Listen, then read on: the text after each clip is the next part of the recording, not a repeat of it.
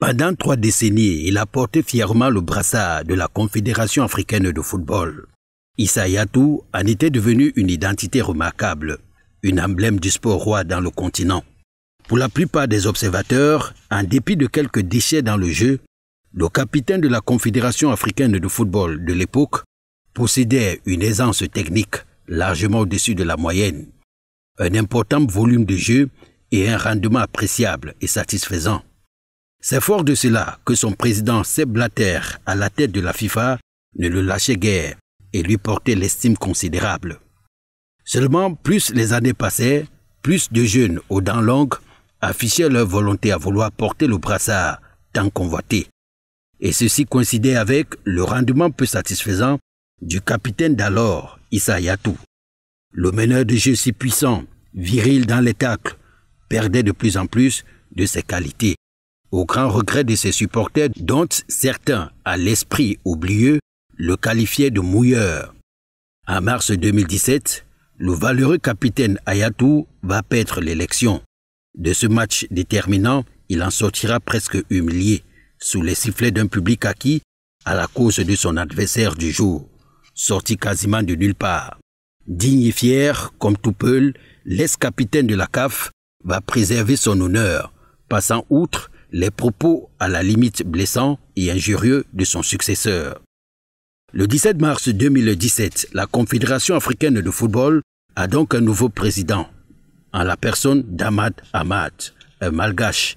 À l'époque, âgé d'une 50aine d'années, il est présenté comme l'homme par qui le football africain va connaître sa nouvelle jouvence. Animé par une volonté, celle de révolutionner le football dans le continent, après 3 décennies de stagnation, Ahmad Ahmad entendait donc apporter des réformes légendaires, aussi bien dans la gouvernance que dans le management.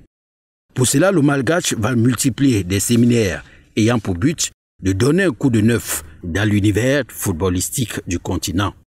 Il va commencer par balayer d'un revers de la main toutes les initiatives de son prédécesseur, pour qui il ne cache pas une aversion certaine, allant au point d'écarter les responsables nommés par Issa Hayatou. L'ancien membre du comité exécutif de la CAF, une fois à la présidence, entre immédiatement en scène pour entrer dans l'histoire à reculons.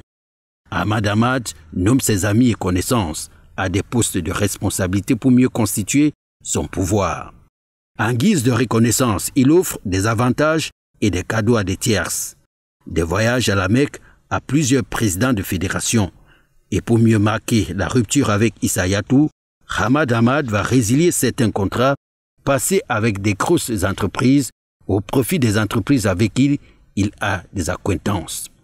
Voulant balayer tout sur son passage, il va même remettre en cause le processus d'attribution de l'organisation de la CAN 2019 au Cameroun. Mais le pays de Roger Milla finira par gagner la sympathie du Malgache entre-temps.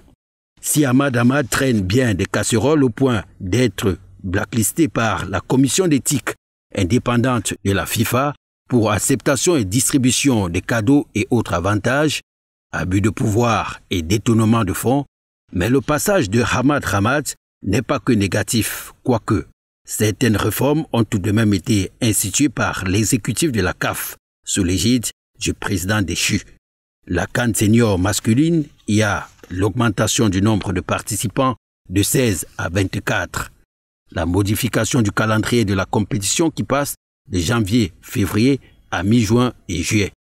La phase expérimentale, rappelons-le, en 2019 en Égypte, a connu un succès relatif.